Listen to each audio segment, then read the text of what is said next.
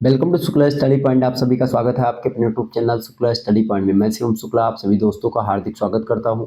आज के वीडियो के माध्यम से हम लोग चर्चा करेंगे नवीनतम मॉडल पेपर के बारे में 2024 की परीक्षाओं के लिए। जो छात्र छात्राएं अभी बी फिफ्थ सेमेस्टर में है या बीएससी फिफ्थ सेमेस्टर में है, जियोग्राफी उनका सब्जेक्ट है। दो पेपर आपको पढ़ने होंगे। पेपर नंबर 1 प्रादेशिक भूगोल और पेपर नंबर 2 में आपको रिमोट सेंसिंग के बारे में पढ़ना है और जीआईएस के बारे में। ठीक है, तो चर्चा करेंगे हम उस मॉडल पेपर पर भी। सेकंड पेपर वाले मॉडल पेपर पर भी चर्चा होगी और ऑब्जेक्टिव वाला दोनों मॉडल पेपर ऑलरेडी हो चुका है, आप लोगों ने देखा होगा। ठीक है, और भी ऑब्जेक्टिव के और भी मॉडल पेपर आएंगे, लिखित के और भी मॉडल पेपर आएंगे, चैप्टर वाइज वीडियोस भी आएंगी। लेकिन आप लोगों के लगातार कमेंट्स आ रहे थे कि सर जी मॉडल पेपर बता दीजिए कि कैसे प्रश्न आएंगे, किस तरीके के आएंगे, कौन कौन से प्रश्न आ सकते हैं। तो मैंने सोचा एक सैंपल या एक मॉडल पेपर आपको दिया जाए ताकि आप ये समझ पाएं कि आखिरकार हमारी परीक्षा में जो प्रश्न पत्र होगा हमारा, उसमें कैसे कैसे प्रश्न छपने वाले हैं।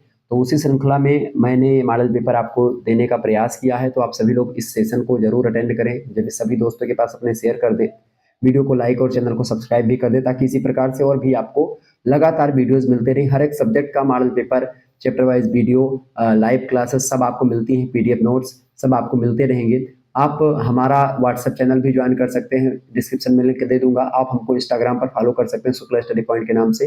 ठीक है, आपको वहाँ पर इंफॉर्मेशन मिलती रहती है हर एक चीज़ की, तो आप हमको जरूर फॉलो करें। इंस्टाग्राम आईडी है शुक्ला स्टडी पॉइंट। ठीक है, आपको जियोग्राफी में फिफ्थ सेमेस्टर में पढ़ना है पेपर 1 में प्रादेशिक भूगोल यानी कि रीजनल जियोग्राफी। रीजनल जियोग्राफी की बात की है तो ये लिखित मॉडल पेपर होगा उसका, यानी कि इसमें आपको अति लघु उत्तरीय, लघु उत्तरीय और दीर्घ उत्तरीय टाइप के प्रश्नों का सामना करना होगा। तो कितने लघु उत्तरीय, कितने अति लघु उत्तरीय और कितने दीर्घ उत्तरीय प्रश्न होंगे, अभी आपको जब आगे देखेंगे मॉडल पेपर में क्लियर हो जाएगा। तो ये ऐसे प्रश्न जो कि आपकी परीक्षा में आपकी बार आने वाले हैं, तो इन प्रश्नों को आप एकदम से तैयार कर लीजिएगा। हालांकि कुछ प्रश्नों पर लगभग 10 अति लघु उत्तरीय प्रश्नों पर और कुछ लघु उत्तरीय प्रश्नों पर हम चर्चा करेंगे। लगभग 8 लघु उत्तरीय प्रश्न होंगे, उन पर चर्चा होने वाली है। तो आप लोग सेशन के अंत तक बने रहिएगा। ठीक है, कैसे आपको उत्तर लिखना है, क्या क्या लिखना है, कैसे लिखना है, सारी चीजों को आपको समझाने का काम किया जाएगा। ठीक है, फटाफट से एक बार वीडियो को लाइक और शेयर कर दीजिएगा। चलिए, रीजनल ज्योग्राफी प्रादेशिक भूगोल paper number 1, BA fifth semester यानी कि बीए थर्ड ईयर का फिफ्थ सेमेस्टर, जियोग्राफी सब्जेक्ट। ठीक है, नवीनतम मॉडल पेपर है, लिखित मॉडल पेपर है।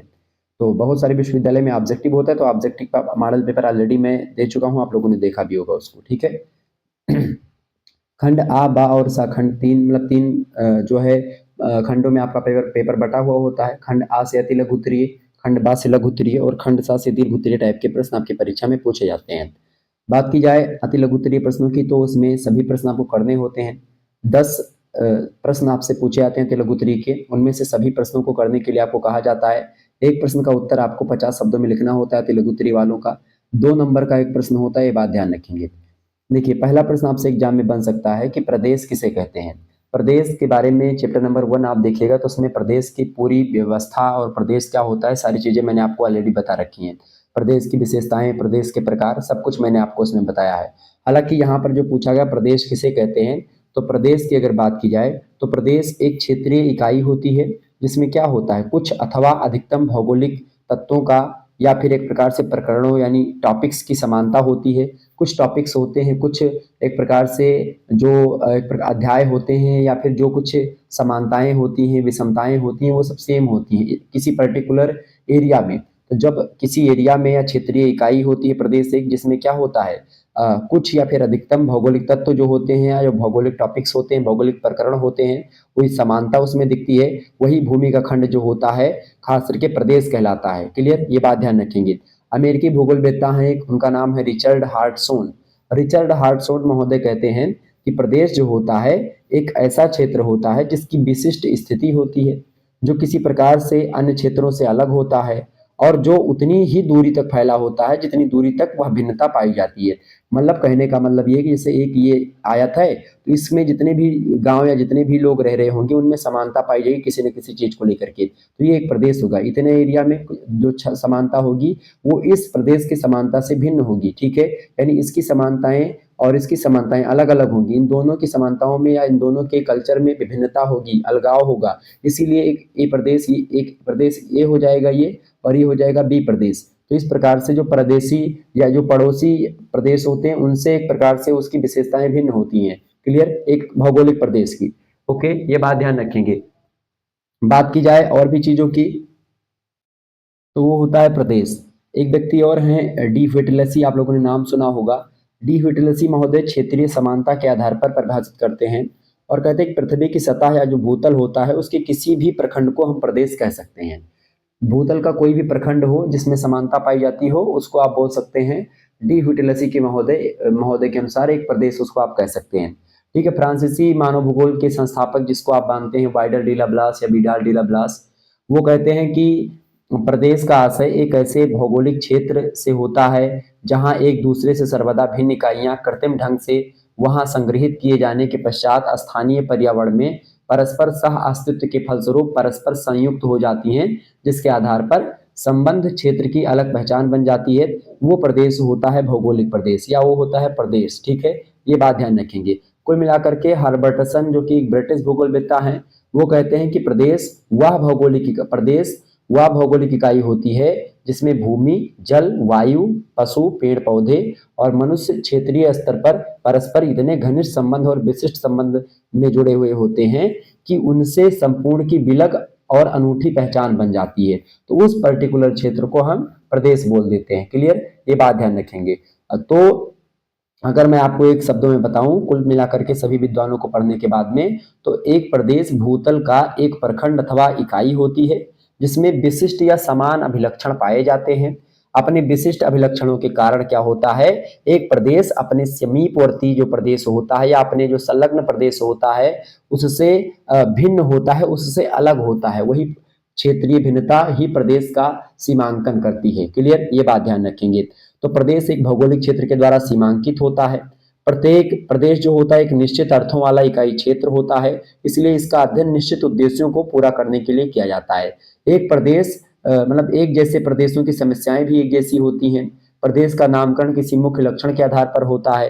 प्रदेश के विकास कार्यों में स्थानीय व्यक्तियों को साझेदारी भी बनाना चाहिए। प्रदेश एक प्रशासनिक नियंत्रण में होना चाहिए। एक प्रदेश अपने पड़ोसी प्रदेश से अलग होता है। प्रदेश आकार प्रसार में किसी भी मापक का हो सकता है, किसी भी प्रकार का हो सकता है, कितना भी बड़ा हो सकता है, कितना भी छोटा हो सकता है, इसको लेकर के कोई सीमा नहीं है। प्रदेशों में पदानुक्रमिक व्यवस्था भी पाई जाती है। ठीक है, ये बात ध्यान रखेंगे।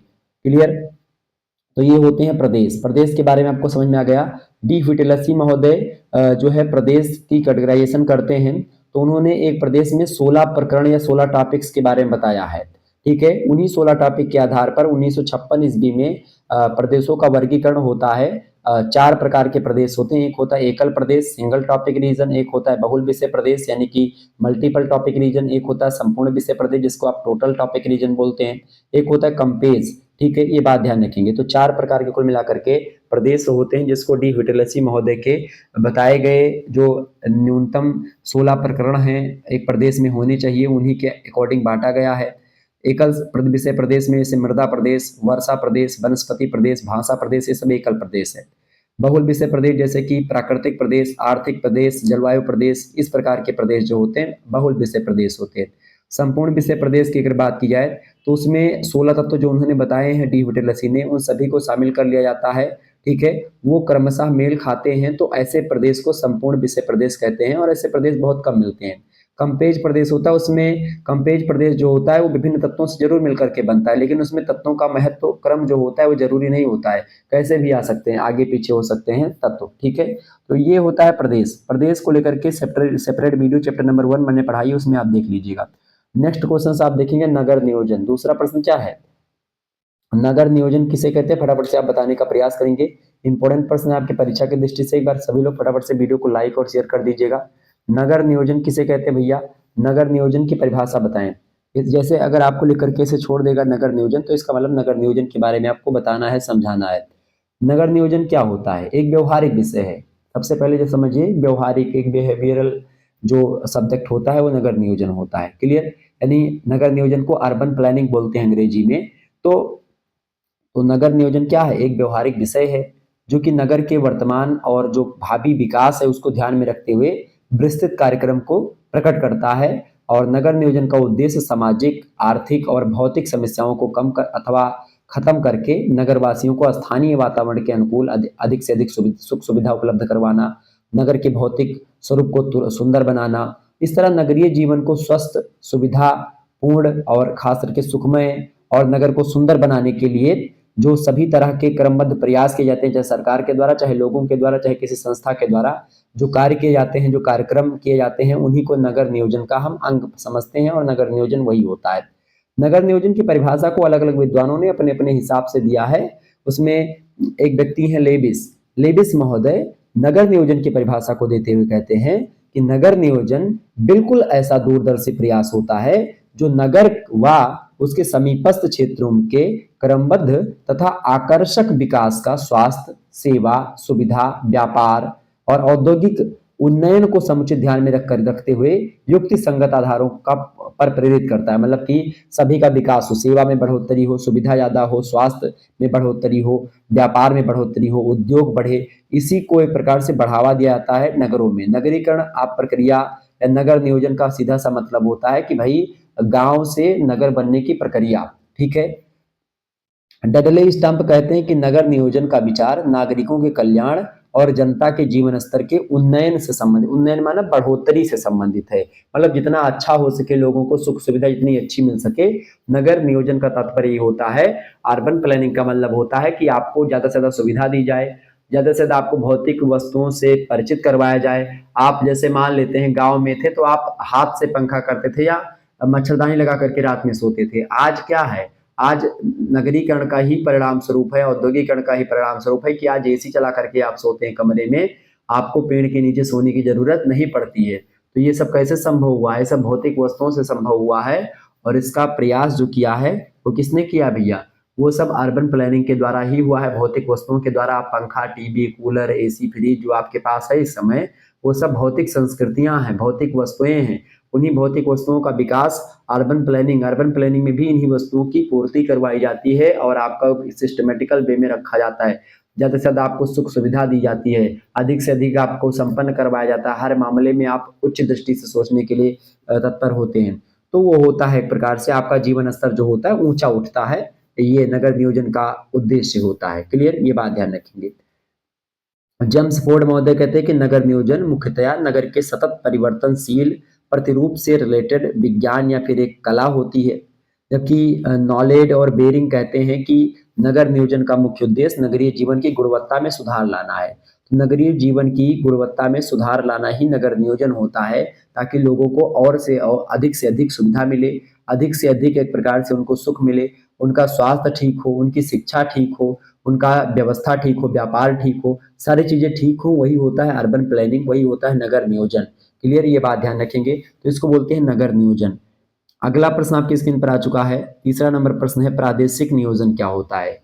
प्रादेशिक नियोजन किसे कहते हैं भैया? इसको बताएं, फटाफट से आप बताने का प्रयास करेंगे। एक बार वीडियो को शेयर कर दीजिएगा और लाइक कर दीजिएगा। प्रादेशिक नियोजन की अगर बात की जाए तो प्रादेशिक नियोजन जो होता है, आपको बता दूं कि किसी क्षेत्र, इकाई अथवा किसी प्रदेश के सामाजिक और आर्थिक विकास के लिए बनाई गई जो विस्तृत योजना या जो एक प्रकार से बड़ी योजना होती है, उसी को प्रादेशिक नियोजन कहा जाता है। और प्रादेशिक नियोजन राष्ट्रीय स्तर पर या अन्य स्तरों पर, दोनों पर हो सकता है। प्रादेशिक इकाई के आकार के अनुसार ये बड़ा होता है, मध्यम होता है और छोटा भी होता है। तीन प्रकार के आप प्रादेशिक नियोजन बोल सकते हैं, एक मध्यम, एक प्रादेशिक, मतलब एक प्रादेशिक, एक राष्ट्रीय और एक अन्य स्तर, एक छोटा स्तर। क्लियर? तो जैसे ही प्रादेशिक इकाई बड़ी होगी तो बृहत होगा, छोटी होगी मध्यम होगा, उससे और छोटी होगी तो लघु हो जाएगा। कुल मिलाकर के सामाजिक और आर्थिक विकास के लिए कोई निर्धारित योजना बनाई जाती है किसी भी क्षेत्र के विकास के लिए, वही चीज होता है नियोजन। ठीक है? या प्रादेशिक नियोजन। समझ में आ गई चीजें?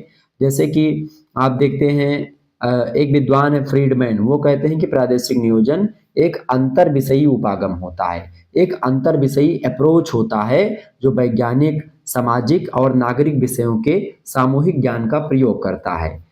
BLS प्रकाश राव कहते हैं कि प्रादेशिक नियोजन एक ऐसी टेक्निक है जो उपराष्ट्रीय क्षेत्रों की संभाव्यता का आकलन या मूल्यांकन या फिर असेसमेंट करती है तथा संपूर्ण राष्ट्र के सर्वोत्तम लाभ के लिए उन्हें विकसित करती, ताकि सभी का लाभ हो, सभी का विकास हो। जबकि लेविस मम्फोर्ड महोदय कहते हैं कि प्रदेशों का क्रमबद्ध विकास, एक क्रम से विकास और अन्य प्रदेशों में इसका भली प्रकार संयोजन प्रादेशिक नियोजन कहलाता है। इसी प्रकार से पैट्रिक एवरक्राम्बी महोदय कहते हैं कि प्रादेशिक नियोजन का अर्थ पूर्ण प्रदेश के पुनर्व्यवस्थापन व नवीनीकरण से है, नए बनाने से है, जो अर्थव्यवस्था को सुदृढ़ रखने के साधन के रूप में काम करता है। तो ये अलग अलग विद्वानों ने अलग अलग चीजें बताई हैं। कुल मिलाकर के प्रादेशिक नियोजन जो होता है वो आपको मतलब एक प्रकार से प्रदेश में अच्छी अच्छी क्वालिटियों का विकास करता है। प्रादेशिक नियोजन जो कुल मिलाकर के होता है, एक श्रेष्ठ प्रदेश में प्राकृतिक, सामाजिक, आर्थिक और राजनीतिक दशाओं और आर्थिक संसाधनों में समरूपता पाई जाती है और नियोजन कार्यक्रमों को समान रूप से सरकारी प्रशासन के द्वारा क्रियान्वित किया जाता है और इस प्रकार नियोजन प्रदेश का सीमांकन एक प्रशासनिक इकाई के अंतर्गत निर्धारित किए जाते हैं। जैसे कि राज्य का आपको एक प्रकार से नियोजन करना है, या जनपद का यानी जिले का करना है, या विकास खंड यानी कि प्रखंड का करना है, या फिर न्याय पंचायत या जिला पंचायत या ग्राम पंचायत का आपको करना है। कुल मिलाकर के प्रादेशिक नियोजन जो होता है वो छोटा भी होता है, बड़ा भी होता है, ग्राम स्तर का भी होता है, न्याय स्तर मतलब कि क्षेत्र पंचायत होता है, विकास खंड होता है, राज्य, जनपद, इन सभी में एक प्रकार से जो योजनाएं जो प्लानिंग करी जाती हैं वो सब खास करके यही होते हैं। ठीक है, जो नियोजन कार्यक्रम चलते हैं चाहे वो जिला लेवल के हों चाहे वो राष्ट्र लेवल के हों, ठीक है, अलग अलग लेवल के जो होते हैं वो सब प्रादेशिक नियोजन कहे जाते हैं। क्लियर। प्रादेशिक नियोजन का मुख्य उद्देश्य होता है कि प्रदेश का संपूर्ण विकास किया जाए, चौतरफा विकास किया जाए। ठीक है, ये बात ध्यान रखेंगे। क्लियर।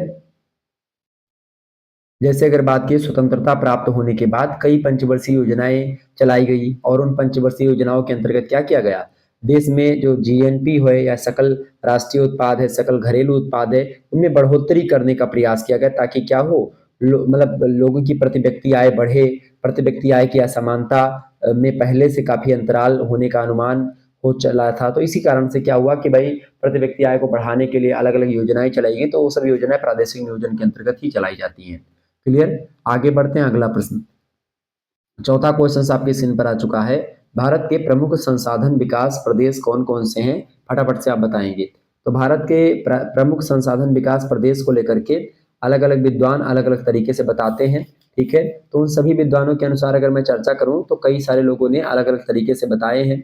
आपको बता दूं जैसे कि अगर बात करें हम प्रादेशिक भूगोल की या प्रदेश के बारे में, तो आप देखिएगा कि अलग अलग विद्वान है। जैसे कि आप देखिएगा स्पेंसर थॉमस हैं, उनकी एक पुस्तक है स्पेंसर और थॉमस की, दो व्यक्ति हैं, तो इन दोनों की पुस्तक है सांस्कृतिक भूगोल। उस सांस्कृतिक भूगोल में इन लोगों ने दो सांस्कृतिक मंडल बताए, एक नवीन मंडल, ठीक है, यानी न्यू वर्ल्ड, और एक प्राचीन मंडल, ओल्ड वर्ल्ड। नवीन मंडल के अंतर्गत दो परिमंडलों को शामिल किया, एक आंग्ल अमेरिका और एक लैटिन अमेरिका। प्राचीन मंडल में पुरानी दुनिया के 9 परिमंडलों को शामिल किया, एक पश्चिमी यूरोप परिमंडल, एक पूर्वी यूरोप परिमंडल या सोवियत परिमंडल, एक अरब मुस्लिम शुष्क परिमंडल, एक अफ्रीकी परिमंडल, एक एशियाई या दक्षिण एशियाई परिमंडल, एक चीनी परिमंडल, एक दक्षिण पूर्व एशियाई परिमंडल, एक ऑस्ट्रेलियाई परिमंडल और एक प्रशांत परिमंडल। तो ये तो रहा एक प्रकार से विश्व स्तर का परिमंडल जो उन्होंने प्रमुख संसाधन विकास के क्षेत्र में बताया। लेकिन अब पूछा क्या गया यहाँ पर भारत के प्रमुख संसाधन विकास के बारे में। तो भारत के नियोजन प्रदेशों की अगर बात की जाए तो भारत के नियोजन प्रदेशों को लेकर के विभिन्न भूगोलवेत्ताओं व संस्थाओं ने भारत को नियोजन प्रदेशों में वर्गीकृत करने की कोशिश करी है, जिसमें एल.एस. भट्टा महोदय हैं, बी.एल. प्रकाश महोदय हैं। बी.एल. प्रकाश राव जी 1964 ईस्वी में बी.एल. भट्टा मतलब एस.एल. भट्टा और बी.एल. प्रकाश जी ने एक प्रकार से भारत को संसाधन विकास की दृष्टि से बांटा। ठीक है, इसके अलावा आप देखिएगा बी नाथ ने 1965 में राष्ट्रीय एटलस और विषयक मानचित्र संगठन के द्वारा खास करके 1964 में बताया गया। पी सेन गुप्ता जी ने 1968 में बताया। नगर तथा देहात नियोजन संगठन के द्वारा 1968 ईस्वी में भारत के एक प्रकार से संसाधन विकास प्रदेशों की बात हुई। उसमें खास करके सबसे फेमस जो रहा है, खास करके आप देखिएगा जैसे कि 1964 में जो एल.एस. भट्टा और बी.एल. प्रकाश राव जी ने बताया, उसमें उन लोगों ने कुल मिलाकर के भारत को 7 प्रमुख प्रदेशों में और 51 छोटे छोटे प्रदेशों में बांटा था। 7 प्रमुख प्रदेश जो बताए थे इन लोगों ने, किसने भैया, 1964 में एस.एल. भट्ट और बी.एल. प्रकाश राव ने। उसमें से 7 जो प्रमुख प्रदेश हैं और 51 छोटे छोटे प्रदेशों के बारे में बताया था, जो कि प्रमुख संसाधन विकास प्रदेश हैं भारत में। एक तो पहला बताया 7 प्रदेशों में मुख्य रूप से, पहला है दक्षिण भारत, दूसरा आपका बताया उन्होंने पश्चिम। मैं थोड़ा सा एक मैप यहाँ पर बना करके आपको समझाना चाहूंगा, ठीक है, ताकि आपको और विधिवत तरीके समझ में आ जाए। ठीक है, ये देखिए भारत का मैप है, मतलब थोड़ा सा अच्छा नहीं बना लेकिन ये भारत का मैप है। अब इसमें 7 प्रदेश जो प्रमुख हैं उसमें से एक तो हो गया आपका दक्षिणी भारत, ये हो गया आपका दक्षिणी भारत। क्लियर, समझ में आ रही चीजें। और उसके बाद में दूसरा होता है आपका पश्चिमी भारत। पश्चिमी भारत आपका किधर पड़ता है भैया, ये हो गया आपका पश्चिमी भारत। ठीक है, पश्चिमी भारत इधर वाला आपका भारत कौन सा हो गया, ये हो गया आपका पश्चिमी भारत। ठीक है, अगर बात की पूर्वी मध्यवर्ती जो पठार मतलब भारत है, तो पूर्वी मध्यवर्ती जो एक प्रकार से ये वाला एरिया वो हो गया पूर्वी मध्यवर्ती भारत। इसके अलावा उत्तरी पूर्वी भारत, उत्तरी पूर्वी भारत मतलब ये जो ये वाला भारत है एक प्रकार से ये ऊपर वाला ये हिस्सा, ये उत्तरी पूर्वी भारत हो गया। ठीक है, ध्यान रखेंगे इस बात को। तो ये हो गया पहला। क्लियर, थोड़ा सा मैं और चेंज कर ले रहा हूँ इसको। चले, ये हो गया आपका पहला, ये हो गया दूसरा, ये हो गया आपका तीसरा, ये हो गया आपका चौथा। ठीक है, इसके अलावा मध्य गंगा का मैदान जो है ये वाला एरिया हो गया पूरा का पूरा। ठीक है, ये गंगा और यमुना का जो मैदान है ये पूरा हो गया। और उत्तर पश्चिमी भारत एक है, उत्तर पश्चिमी भारत मतलब ये वाला एरिया पूरा का पूरा। ठीक है, ये एरिया जो बच रहा है आपका ये एरिया हो गया उत्तर पश्चिमी भारत। ठीक है, ये हो गया आपका छठा। इसके अलावा एक होता है उत्तरी भारत। उत्तरी भारत में आपका पूरा ये सब आ जाए, जितना भारत आपका ये जम्मू कश्मीर से बच रहा है ये सब आ गया। क्लियर, ये मध्यवर्ती पठार में ये सब पूरा आ ही चुका था। ये पूरा पश्चिमोत्तर मतलब पूर्वी भारत में आ गया, पूर्वी मध्यवर्ती पठार या भारत में पूरा आ गया। ठीक है, तो कुल मिलाकर के आप देखिएगा कि ये किसने बताया, एस एल भट्ट और बी एल प्रकाश राव ने बताया, और 51 छोटे छोटे प्रदेशों के बारे में बताया। लेकिन आप देखिएगा बी नाथ महोदय ने संसाधनों के विकास को ध्यान में रख करके रिसोर्स डेवलपमेंट रीजन बताया, और उस सिद्धांत में उन्होंने कई प्रकार से भारत को कैटेगराइजेशन किया, कई प्रकार से मतलब कि कई क्षेत्रों में बांटा है। उनमें खास करके उन्होंने 15 प्रमुख प्रदेशों में भारत को बांटा। कितने प्रदेशों में भैया, 15 प्रमुख प्रदेशों में बांटा है, और 48 उप प्रदेशों में 1965 ईस्वी में बी नाथ महोदय ने बांटा। उसमें कई सारे प्रदेश हैं, जैसे कि पश्चिमी हिमालय प्रदेश पहला प्रदेश बताते हैं वो, दूसरा पूर्वी हिमालय का प्रदेश, तीसरा निचला गंगा का मैदान, चौथा मध्य गंगा मैदान, पांचवा ऊपरी गंगा मैदान, छठा गंगा पार मैदान, सातवां पूर्वी पठार तथा पहाड़ियां, आठवां मध्यवर्ती पठार और पहाड़ियां, नौवां पश्चिमी पठार और पहाड़ियां, दसवां दक्षिणी पठार और पहाड़ियां, 11वां पूर्वी तटीय मैदान और पूर्वी घाट, 12वां जो हो गया आपका पश्चिमी तटीय मैदान और पश्चिमी घाट, ये दक्षिण भारत में पश्चिमी और पूर्वी घाट पड़ते हैं। 13वां बताया गुजरात मैदान की पहाड़ियां, और इसके अलावा 14 बताया उन्होंने पश्चिमी शुष्क प्रदेश, और 15वां बताया जो द्वीपीय प्रदेश है भारत के खास करके द्वीपीय प्रदेश में। जैसे आप देखिएगा भारत में ये देखिए आपका हो गया आपका पूर्वी घाट ये हो गया, और पश्चिमी घाट ये हो गया। ठीक है, तो ये एक प्रकार से अलग अलग रीजन बताए। और यहाँ पर आप देखते हैं अंडमान निकोबार द्वीप समूह, यहाँ पर लक्षद्वीप है, तो उसको भी एक प्रदेश के रूप में बीनाथ बताते हैं। तो 15 प्रमुख प्रदेश और 48 प्रदेशों की बात करते हैं बीनाथ। ठीक है, जो कि संसाधन प्रदेश हैं। इसके अलावा पी सेन गुप्त जी ने 1948 ईस्वी में उन्होंने एक प्रकार से बांटा, और कई तरीके का उन्होंने भी बताया। उन्होंने बृहद प्रदेश और मध्य प्रदेश मतलब कि मेसो रीजन और मैक्रो रीजन, ठीक है, दो प्रकार की चीजों के बारे में बताया। 7 बृहद प्रदेशों के बारे में बताया और 42 मध्य प्रदेशों के बारे में बताया।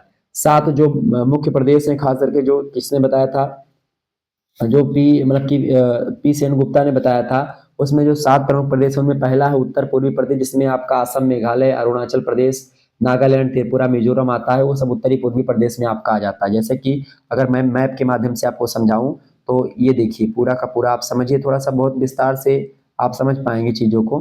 ये मैप थोड़ा सा गड़बड़ बन गया, देखिए यहाँ पर गुजरात रीजन हो गया, इधर आई जम्मू कश्मीर हो गया, इधर आप चले जाइए पूर्वोत्तर भारत। क्लियर, ये हो गया आपका भारत। तो उत्तरी पूर्वी भारत जो है पहला है। उत्तरी पूर्वी भारत मतलब कि ये सब पूरा का पूरा एरिया जो होगा ये सब आपका ये पूर्वी भारत उत्तरी पूर्वी भारत हो गया। असम, मेघालय, त्रिपुरा, मिजोरम, मणिपुर, ठीक है, अरुणाचल प्रदेश से पूरा आ गया।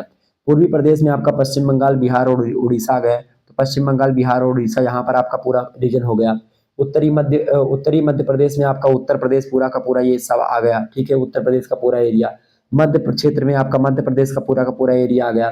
इसके अलावा उत्तरी पश्चिमी प्रदेश में आप देखिएगा, उत्तरी पश्चिम प्रदेश में आपका राजस्थान, पंजाब, हरियाणा और हिमाचल प्रदेश आ गया। यानी कि इधर वाला जो एरिया जो है आपका ये पूरा का पूरा एरिया जो है आपका पड़ गया। पश्चिमी प्रदेश में आप देखते हैं ये पूरा इधर पूरा का पूरा, ठीक है, जम्मू कश्मीर और ये सब लेकर के। इसके अलावा अगर बात की जाए पश्चिमी प्रदेश में तो महाराष्ट्र, गुजरात, दादर और नगर हवेली ये पूरा का पूरा इधर वाला एरिया आ गया। इसके अलावा दक्षिण प्रदेश में आप देखिएगा आंध्र प्रदेश से लेकर के पूरा का पूरा दक्षिण प्रदेश, आंध्र प्रदेश, कर्नाटक, तमिलनाडु, केरल, मतलब कि जो पांडुचेरी है, पुदुचेरी, गोवा, अंडमान निकोबार द्वीप समूह, लक्षद्वीप, मिनिकॉय, दमन और दीप, ये सब एक प्रकार से आपके दक्षिण भारत में आ गए। तो यही सब एक प्रकार से प्रादेशिक भूगोल का बंटवारा किया लोगों ने। हालांकि ये अलग अलग विद्वानों ने बताया है, मैंने सारे लोगों के बारे में इसलिए बता दिया ताकि आप कुछ भी ध्यान दें तो आप आसानी से बता पाएं। क्लियर, कुल मिलाकर के समझो कि 4-5 चीजें होती हैं भारत में इसमें एक तो ये हो गया उत्तर वाला, ठीक है, एक उत्तरी मैदान हो गया, एक आपका दक्षिण वाला हो गया, एक मध्य वाला हो जाएगा, एक उत्तरी हो जाएगा, एक पश्चिमोत्तर, एक पूर्वी। इस प्रकार से आप बांट सकते हो, ठीक है। तो जैसा भी होगा आप आसानी से बांट पाएंगे, चूंकि आपको मैंने बता दिया। पांचवा प्रदेश आप देखेंगे, मतलब पांचवा प्रश्न है, विकास ध्रुव का क्या अर्थ होता है? फटाफट से आप बताएंगे विकास ध्रुव का क्या मतलब होता है भाई। फटाफट से आप बताएंगे विकास ध्रुव किसे कहते हैं, बताइएगा फटाफट से। एक बार वीडियो को शेयर और लाइक भी कर दीजिएगा। विकास ध्रुव की अगर बात की जाए तो आयरोक्स महोदय ने विकास ध्रुव को परिभाषित करते हुए लिखा है कि वे सभी केंद्र जहां से अपकेंद्रीय शक्तियां जो होती हैं, यानी कि सेंट्रीफ्यूगल फोर्सेस जो होती हैं वो उत्पन्न होती हैं, और जिनके लिए अभिकेंद्रीय शक्तियां या सेंट्रीपेटल जो फोर्सेस होती हैं वो आकर्षित होती हैं, वही विकास ध्रुव होता है।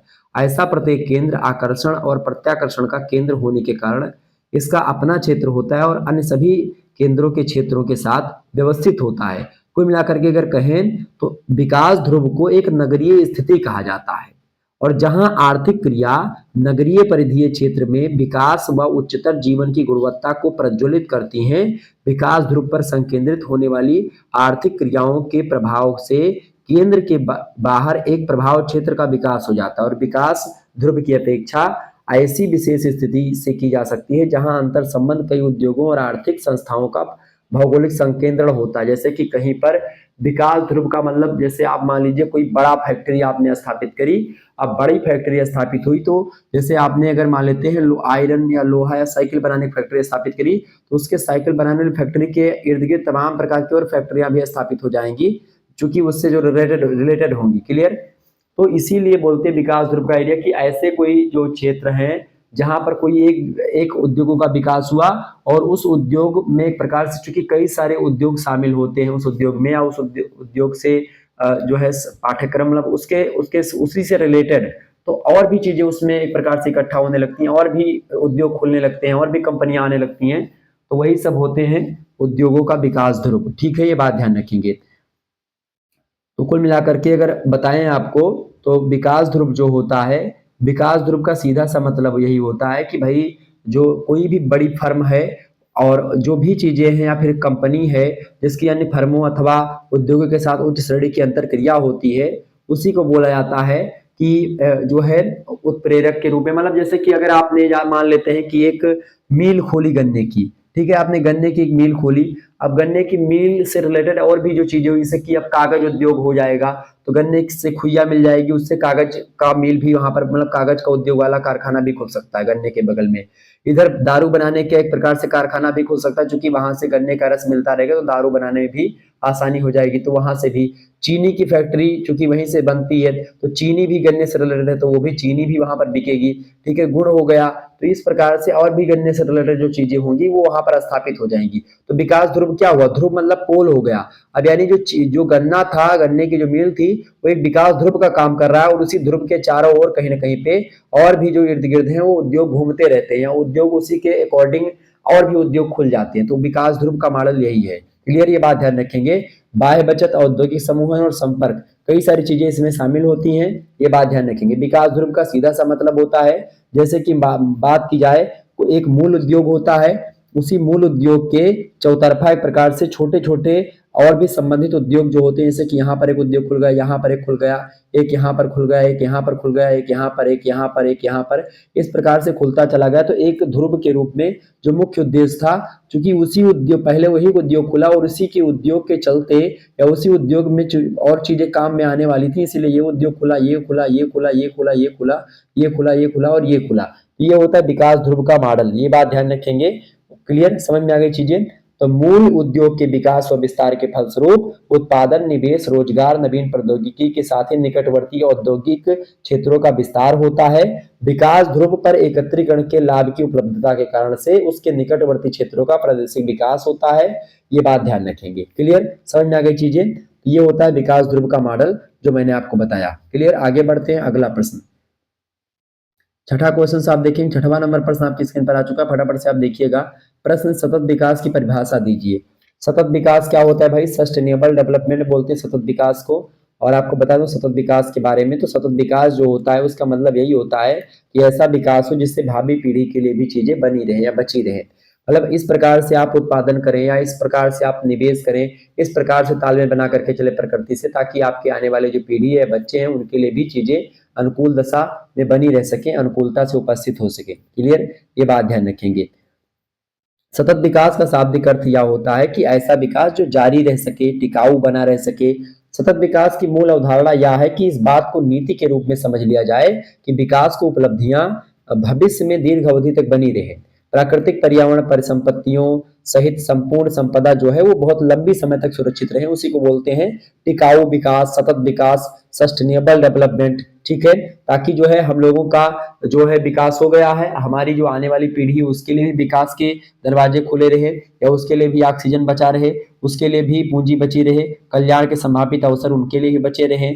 आज हम उपभोग कर रहे हैं, कल हो सकता है वो चीज खत्म हो जाए, तो हमारी भी जो आने वाली पीढ़ी है वो क्या करेगी। यानी जो वर्तमान पीढ़ी है उसका इस प्रकार से विकास करना या इस प्रकार से संसाधनों का दोहन करना, ताकि जो है आने वाली जो पीढ़ी है उसके लिए भी संसाधन उचित मात्रा में बचे रहे, ये होता है विकास। ठीक है, ब्रूडलैंड आयोग के अनुसार परिभाषा आई कि विकास की वह प्रक्रिया जिसमें वर्तमान की आवश्यकताएं बिना भावी पीढ़ी की क्षमता योग्यताओं से समझौता किए पूरी की जाती हैं, उसी को सतत विकास कहते हैं।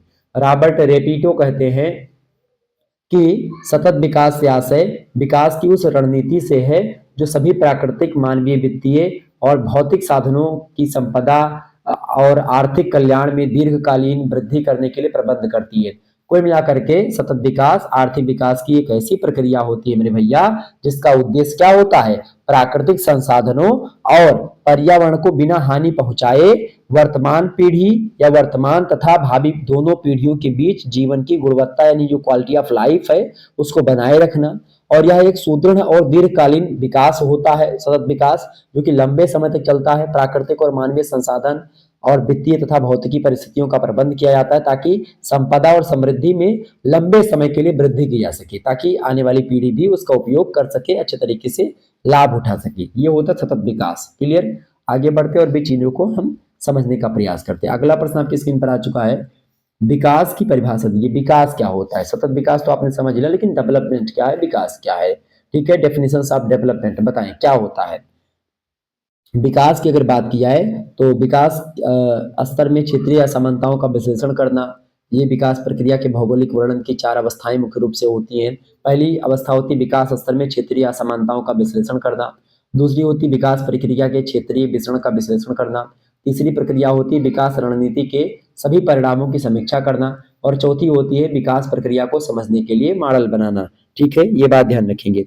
तो कुल मिलाकर के अगर हम समझें इन चीजों को, ठीक है, इन कुल चीजों को समझे तो विकास कुल मिलाकर के जो होता है, ये इसमें विकास कैसा होता है, भौतिक, आर्थिक, सामाजिक, ये सब विकास होते हैं। क्षेत्रीय असमानताओं की पहचान और विश्लेषण, ये भी विकास का ही एक तत्व होता है। विकास की परिभाषा अगर विद्वानों के अनुसार समझे तो पाल बोरेज महोदय कहते हैं कि आर्थिक विकास के निश्चित समय के अंदर प्रति व्यक्ति पदार्थीय वस्तुओं के उत्पादन में वृद्धि माना है, तो जो तभी संभव है जब वास्तविक आय में वृद्धि की दर जनसंख्या वृद्धि की दर से उच्च होगी। मतलब विकास तभी माना जाएगा जब जनसंख्या दर से ऊंची होगी प्रति व्यक्ति आय। ठीक है, पर कैपिटा इनकम जो होगी वो ज्यादा होगी, जनसंख्या से ज्यादा होगी। क्लियर, ये बात ध्यान रखेंगे। मायर और वाल्डिन कहते हैं कि आर्थिक विकास एक ऐसी प्रक्रिया है जिसके द्वारा किसी भी अर्थव्यवस्था की वास्तविक राष्ट्रीय आय में दीर्घ काल तक वृद्धि हो, लंबे समय तक वृद्धि हो। किसमें वृद्धि हो भैया? राष्ट्रीय आय में वृद्धि हो, तो उसको बोलेंगे कि डेवलपमेंट हुआ है, विकास हुआ है। वाल्टर क्राउच कहते हैं कि आर्थिक विकास का अभिप्राय उस प्रक्रिया से है जिसका केंद्रीय उद्देश्य या जिसका मूल उद्देश्य उच्च तथा बढ़ती हुई प्रति व्यक्ति वास्तविक आय प्राप्त करना होता है। जैसे मान लेते हैं अभी भारत में जो है एक व्यक्ति 100 रुपए एक दिन का कमा रहा है, या 100 रुपए, हाँ 100 रुपए एक दिन का कमा रहा, प्रति व्यक्ति आय 100 रुपए है कि भारत का एक व्यक्ति एक दिन में 100 रुपए कमाता है। तो विकास तब माना जाएगा जब वो व्यक्ति 150 रुपए एक प्रकार से एक दिन में कमा ले जाए। एक दिन में एक व्यक्ति 150 रुपए कमा ले जाए तो वो क्या होगा? वो हो जाएगा आपका भैया क्या? वो हो जाएगा विकास। विकास तभी तो होगा जब प्रति व्यक्ति आय में वृद्धि होगी। प्रति व्यक्ति आय मतलब क्या होता है? भारत के प्रत्येक बच्चे या प्रत्येक व्यक्ति की आय कितनी हो जाए, उसमें वृद्धि हो जाए तो वही विकास होता है। सभी विद्वान एकमत होकर के प्रति व्यक्ति आय और राष्ट्रीय आय में बढ़ोतरी को ही एक प्रकार से आर्थिक विकास बोलते हैं या विकास बोलते हैं। जैकब वाइनर कहते हैं कि आर्थिक विकास को प्रति व्यक्ति में वृद्धि अथवा आय के वर्तमान स्तर के अनुरक्षण से संबंधित बताया। कुल मिलाकर के पॉल अल्बर्ट कहते हैं कि आर्थिक विकास को किसी देश द्वारा अपनी वास्तविक आय का विस्तार करने हेतु सभी उत्पादक स्रोतों के विदोहन के रूप में परिभाषित किया जा सकता है। कुल मिलाकर के आर्थिक विकास या विकास का तात्पर्य सीधा सीधा होता है कि भाई पैसे रुपए ज्यादा कमाया जाए, लोग वहां के ज्यादा समृद्ध हों, लोग ज्यादा कमा खा रहे हों, वो होता है आर्थिक विकास। क्लियर, ये बात ध्यान रखेंगे। अलग अलग विद्वानों ने अलग अलग तरीके से परिभाषाएं दी हैं। कुल मिलाकर के विकास होता है, कुल मिलाकर के आपके जो चीजें हैं उसमें बढ़ोतरी हो। कुछ विद्वान आर्थिक विकास को एक ऐसी प्रक्रिया बताते हैं जिसके द्वारा प्रति व्यक्ति वास्तविक आय में वृद्धि के साथ साथ आय व संतुष्टि की असमानताएं भी कम हो जाएं। तो कुल मिलाकर के यही होता है विकास, जो मैंने आपको बताया। विकास में सीधा सीधा क्या होता है, आपका एक प्रकार से कुल मिलाकर के हर एक चीज में बढ़ोतरी हो जाए, वही विकास होता है। शुम्पीटर कहते हैं कि विकास एक ऐसा आकस्मिक और निरंतर परिवर्तन होता है जो विस्तार की उत्कृष्ट भावना से गति प्राप्त करता है। ठीक है, ये बात ध्यान रखेंगे। तो विकास ये होता है। 8वां क्वेश्चन आप देखेंगे, भारत में प्रादेशिक नियोजन की आवश्यकता क्या है, समझाइए, बताएं। भारत में प्रादेशिक नियोजन की क्या आवश्यकता है, फटाफट से आप बताएंगे। प्रादेशिक नियोजन की भारत में क्या आवश्यकता है, फटाफट से आप लोग बताने का प्रयास करेंगे। इंपॉर्टेंट प्रश्न आपकी परीक्षा की दृष्टि से। भारत में प्रादेशिक नियोजन की आवश्यकता को समझाइए, बताइए भाई, बताइएगा सभी लोग। भारत में प्रादेशिक नियोजन की क्या आवश्यकता है, इसको समझाने का प्रयास करें। प्रादेशिक नियोजन की आवश्यकता बताएं भाई, सभी लोग बताने का प्रयास करेंगे। तो भारत में प्रादेशिक नियोजन की आवश्यकता की अगर बात की है तो कई आवश्यकता है, कई मामले में। चूंकि पहली आवश्यकता तो यही आप लिख सकते हैं कि स्थानीय संसाधनों के सदुपयोग के लिए आप प्रादेशिक नियोजन की आवश्यकता पड़ती है हम लोगों को। Need for regional planning in India अगर बात की जाए तो उसके लिए सबसे पहली बात होती है for good use of local resources, यानी स्थानीय जो संसाधन है उनका सदुपयोग किया जाए। जो हमारे आसपास जो हमारे पास आसपास के संसाधन है उनका हम समुचित विदोहन करें, उचित तरीके से उनका दोहन करें, तभी एक प्रकार से हम एक प्रकार से मतलब ये सबसे पहली आवश्यकता होती है कि हमारे जो आसपास की चीजें हैं उनका हम सदुपयोग करें। दूसरी बात, दूसरी आवश्यकता प्रादेशिक नियोजन की इसलिए है क्योंकि भूवैज्ञानिक संगठन की मजबूती के लिए। भूवैज्ञानिक संगठन तभी मजबूत होता है जब प्रादेशिक नियोजन आता है, जब प्लानिंग होगी, रीजनल प्लानिंग होती है, तभी सारी चीजें होती है। ठीक है, तो भूवैज्ञानिक संगठन की मजबूती के लिए भी आवश्यक है। जैसे उद्योग में, कृषि में, परिवहन और व्यापार के लिए नियोजित तरीके से योजनाएं तैयार की जाती हैं प्रादेशिक नियोजन के द्वारा। इसीलिए ये सब जरूरी होता है ताकि क्या हो, जो असंतुलन बना हुआ इन सभी चीजें में, अर्थव्यवस्था में जो आज असंतुलन बना हुआ है वो असंतुलन ना बना रहे, ये सब संतुलित हो जाए। तो इसको संतुलित करने के लिए प्रादेशिक नियोजन की आवश्यकता पड़ती है, रीजनल प्लानिंग की आवश्यकता पड़ती है। तीसरी आवश्यकता है जीवन की गुणवत्ता में सुधार और वृद्धि लाने के लिए। ठीक है, क्योंकि समस्त क्षेत्रों में मानव जीवन गुणवत्ता समान नहीं होती है, कहीं पर ज्यादा लोग अमीर हैं, कहीं पर कम लोग अमीर हैं, कहीं की जो है प्रकार से क्वालिटी ज्यादा है लोगों में, एक प्रकार से जीवन जो क्वालिटी ऑफ लाइफ है वो ज्यादा उच्च है, किसी क्षेत्र में कम है।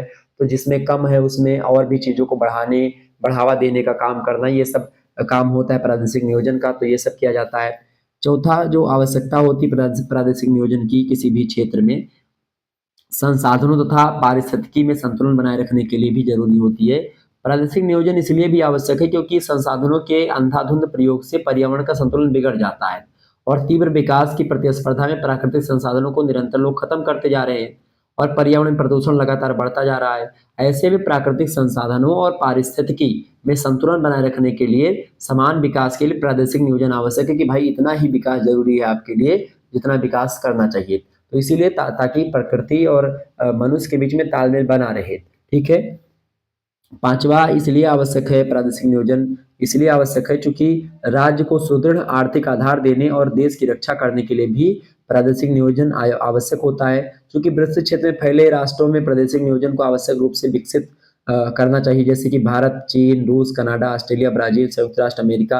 आप देखते हैं इन सभी में लगातार आप देख रहे हैं कि सारी चीजें हो रही हैं। तो ऐसे में राज्य को सुदृढ़ आर्थिक आधार देना भी एक प्रकार से, और देश की रक्षा तभी हो पाएगी जब आपका प्रादेशिक नियोजन अच्छे तरीके से होगा।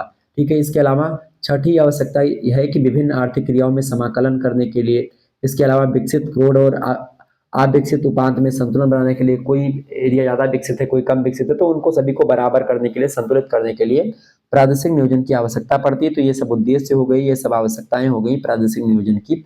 आगे बढ़ते हैं 9वां नंबर क्वेश्चन से, बहुस्तरीय नियोजन की आवश्यकता बताइए। बहुस्तरीय नियोजन की क्या आवश्यकता है भाई, फटाफट से आप बताने का प्रयास करेंगे, इंपॉर्टेंट प्रश्न आपकी परीक्षा की दृष्टि से। बहुस्तरीय नियोजन की अगर बात की जाए, बहुस्तरीय नियोजन जो होता है, चूंकि भारत एक बड़ा देश है और भारत जैसे बड़े देश में कई स्तर के नियोजन जरूरी होते हैं, हर स्तर के नियोजन जरूरी होते हैं। ऐसी स्थिति में इसकी आवश्यकता आज इसलिए है, पहली आवश्यकता तो यह है कि लक्ष्य को प्राप्त करने में सहायता करता है बहुस्तरीय नियोजन।